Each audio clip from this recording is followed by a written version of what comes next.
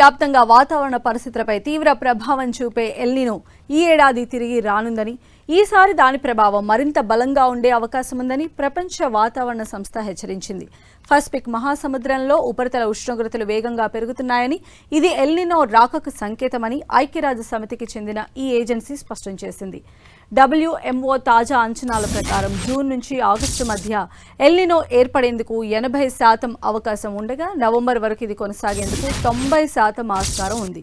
సాధారణంగా ప్రతి 2 నుంచి 7 ఏళ్లకోసారి వచ్చే ఈ సహజ సిద్ధమైన ప్రక్రియ ప్రపంచవ్యాప్తంగా వర్షపాత సరళిని దెబ్బతీస్తుంది.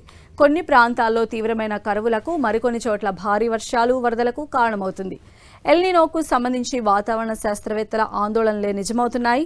ఈ ఏడాది సూపర్ ఎల్నినో ఏర్పడటమే కాదు, అది గతంలో ఊహించిన దానికన్నా బలంగా ఉండొచ్చనే సిగ్నల్స్ ప్రజలను బెంబేలెత్తిస్తున్నాయి. ఈ విధ్వంసకర పోకడకు కారణమవుతున్న పసిఫిక్ మహాసముద్ర ఉపరితల జలాల ఉష్ణోగ్రతల్లో పెరుగుదల మొదట అంచనా వేసిన దానికన్నా ఎక్కువగా ఉండొచ్చని పరిశోధకులు చెబుతున్నారు. సగటు కన్నా 2.5 డిగ్రీల సెల్సియస్ మేర అధికంగా ఉండొచ్చని మొదట భావించగా, ఇప్పుడు అది 3 డిగ్రీలను కూడా మించిపోవచ్చని కొన్ని అంచనాలు హెచ్చరిస్తున్నాయి.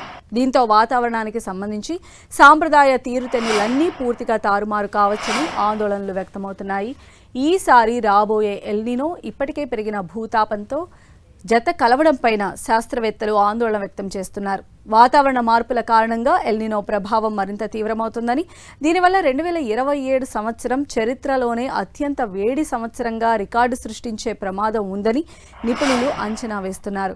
దాదాపు 150 ఏళ్ల కిందట మహాకరువుకు బీజం వేసిన సూపర్ ఎల్నినో కన్నా శక్తివంతమైన వాతావరణ పోకడ ఈ దఫా ఉండొచ్చన్న అంచనాలు ఉన్నాయి.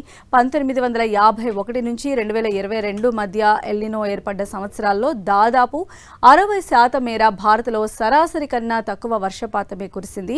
అయితే కొన్నిసార్లు ఇవి వర్షాలపై ప్రభావం చూపలేదు. గత కొన్ని దశాబ్దాల్లో తలెత్తిన 17 ప్రధాన ఎల్నినో ఘటనల్లో కనీసం 5 సార్లు సాధారణ లేదా అధిక వర్షాలు కురిశాయి. ఇక 1997-98లో శక్తివంతమైన ఎల్నినో ఆందోళన కలిగించింది. అయితే ఇండియన్ ఓషన్ డైపోల్తో గండం గట్టెక్కడంతో భారత్లో భారీ వర్షాలు కురిశాయి. ఇక 1983, 94, 2006లోనూ ఇలాంటి పరిణామాలే జరిగాయి. 2006లో బలహీన ఎల్నినో పెద్దగా ఇబ్బంది పెట్టలేదు. ఈసారి కూడా ఐఓడి కరుణించొచ్చని, ఎల్నినో ప్రభావాన్ని కొంతమేర తగ్గించొచ్చని శాస్త్రవేత్తలు ఆశాభావం వ్యక్తం చేస్తున్నారు. ఇప్పటికే ఎల్నినో కారణంగా ఉష్ణోగ్రతలు పెరగటం, ఋతుపవనాల రాకలో జాప్యం వంటివి తలెత్తాయి. పశ్చిమాసియా సంక్షోభంతో, ఇప్పటికే ఇంధన ఎరువుల సంక్షోభంతో ఎదురవుతున్న ఇబ్బందులకు ఇది ఆజ్యం పోయొచ్చని ఆందోళనలు వ్యక్తమవుతున్నాయి. మరోవైపు ఎల్నినో వల్ల కలిగే విపరీత వాతావరణ పరిస్థితులైన వరదలు, కరువులు, తీవ్రమైన వేడి గాలులను ఎదుర్కొనేందుకు ప్రపంచ దేశాలు సిద్ధంగా ఉండాలని నిపుణులు సూచిస్తున్నారు.